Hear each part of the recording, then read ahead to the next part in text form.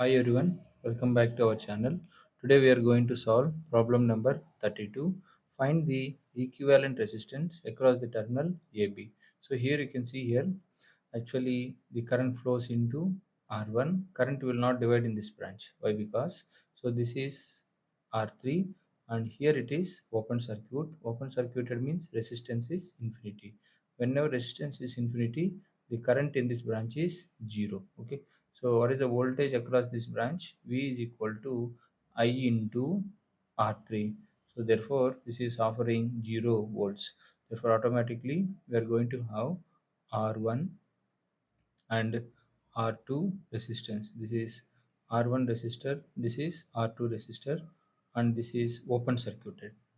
Why? Because this branch is offering, I mean, it is like shorted only, and this is offering a voltage V equal to 0. So we need to find out the resistance between the terminals A and B, which is nothing but R A B. The current flows in R1, same current flows in R2. So you can see here, whenever the same current is flowing, I can claim that these two are connected in series connection.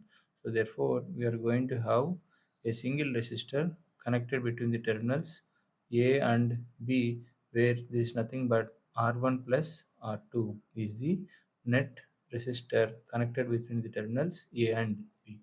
Hope you are able to understand the problem. Hope if you find the video is useful, please like the video. Please share it with your friends those are studying this common subject. And if you have any doubts, let me know in the comment section. And if you're watching the channel for the first time, subscribe to my channel KV Tulsiram for more unsolved problems. Thank you for watching. We'll meet in the next video. Yours Ram.